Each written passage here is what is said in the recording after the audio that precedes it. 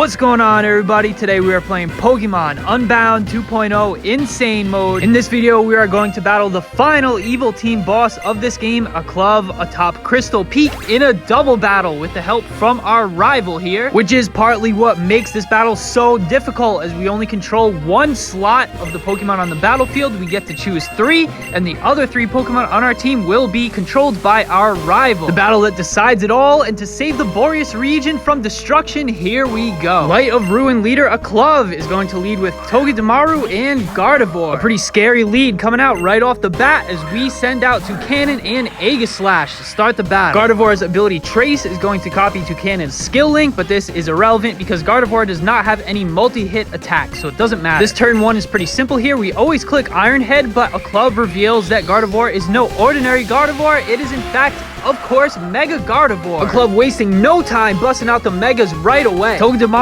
moves first and attacks Toucannon with Fake Out, followed by a Gardevoir Hyper Voice into both Aegislash and Toucannon. Aegislash will resist the damage, but Toucannon will fall to the Hyper Voice. Turn 1. But we don't plan on letting Toucannon's sacrifice be in vain. If we can get the 1-for-1 trade here, it'll be worth it. Aegislash transforms into the Blade Stance and fires off a super effective Iron Head, landing the critical hit and taking down Mega Gardevoir in one shot. The critical hit there actually doesn't matter. Max attack Aegislash using Iron Head is guaranteed to always one-shot Mega Gardevoir. Aegislash restores some health from the leftovers, and our teammate sends out Tyranitar. But this is where things start to get really scary as Aklove sends out Kyogre. But of course, this is no ordinary Kyogre, as it undergoes the Primal Reversion, and Primal Kyogre comes out to play. Its ability Primordial Sea will summon Heavy Rain and override all other weather effects, rendering Tyranitar's Sandstream ineffective. Now, this is a really bad position for Tyranitar here. Luckily, our rival smartens up and switches him out for Vaporeon. Now, Togedemaru is going to go for Nuzzle here, and it's a 50-50 who he really goes for, but we take the chance and go for King Shield, hoping that he targets Aegislash. Togedemaru moves next and attacks with Nuzzle, and we win the 50-50 as he targets Aegislash into the King Shield, meaning Vaporeon is safe this turn as well, and Togedemaru has his attack harshly reduced. Kyogre attacks with Origin Pulse, but Aegislash protects itself, and Vaporeon is safe thanks to its ability Water Absorb. Keep in mind, due to the rain, water type moves are stronger, and Kyogre will also have 100% accuracy when using Thunder. Now we're going to click Iron Head here because we're predicting a switch out. When Togedemaru has -2 attack, it switches out into Tapu Fini. Tapu Fini likes to come out when Kyogre's on the field because they have great synergy together. Tapu Fini's Misty Surge ability activates, which sets up the Misty Terrain. This prevents Pokemon from getting burned and other status conditions of the sort. Kyogre fires off another Origin Pulse, and we're going to get hit hard here. It's going to do some damage. No longer protected by the King Shield. However, we are in the defense stance, but despite that, Aegislash still takes huge damage. Luckily, Vaporeon is safe thanks to Water Absorb. It fires off a Skull, dealing not very effective damage to Tapu Fini,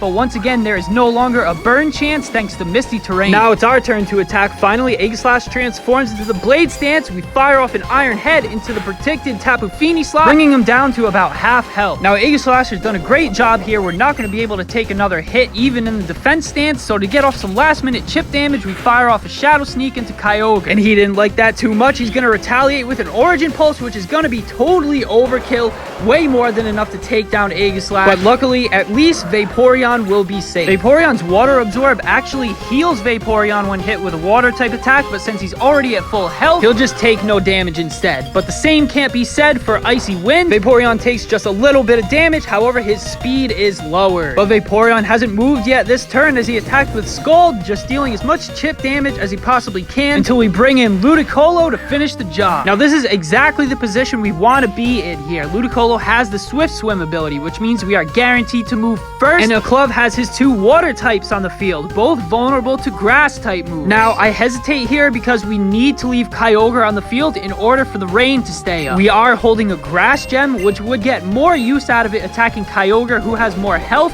but we have no choice but to target the Tapu Fini first and finish it off with a super effective energy ball. I hope you guys are enjoying the battle so far. If you are, remember to click the like button. It's good for the YouTube algorithm, and consider subscribing to the channel to see more videos like this. It also helps out a ton, guys. Kyogre attacks with Thunder, having 100% accuracy in the rain, but Ludicolo takes it like a champ. Vaporeon attacks with Scald into Kyogre, just dealing some chip damage as much as possible. The rain is still up, which means we can attack first still using Giga Drain into Kyogre, Kyogre. Though not being able to one-shot no longer without the Grass Gem, we will be able to restore enough health to tank another Thunder. However, Togedemaru coming back in foils this plan. Togedemaru wants to fake out Ludicolo, in which we will flinch and not be able to get the Giga Drain off. So the smart play here is to switch Ludicolo out for the one and only legendary Hoopa. As predicted, Togedemaru fakes out into the left slot and Hoopa takes it like a boss. Kyogre moves next and attacks with Ice Beam. This is going to deal some significant damage, bringing Hoopa down into the yellow. Vaporeon still putting in that work, fires off another Skull, dealing huge damage to Togedemaru and popping the air balloon as well. We had to sacrifice a lot of Hoopa's HP to save Ludicolo. Let's hope it was worth it. Now, we really wanted Ludicolo to get off that Giga Drain on the Kyogre to restore some health, but that may no longer be an option. We decide to stay in with Hoopa and go for Thunderbolt into Kyogre. Togedemaru attacks first with Zing Zap. However, Vaporeon consumes his Waken Berry. This is going to reduce the damage dealt by super effective electric type moves. Now, this is really scary. Kyogre is going to attack with Origin Pulse, but Hoopa avoids the attack. Vaporeon's Water Absorb will restore some health as well. This is huge for us. Hoopa attacks next with Thunderbolt with his enormous special attack stat.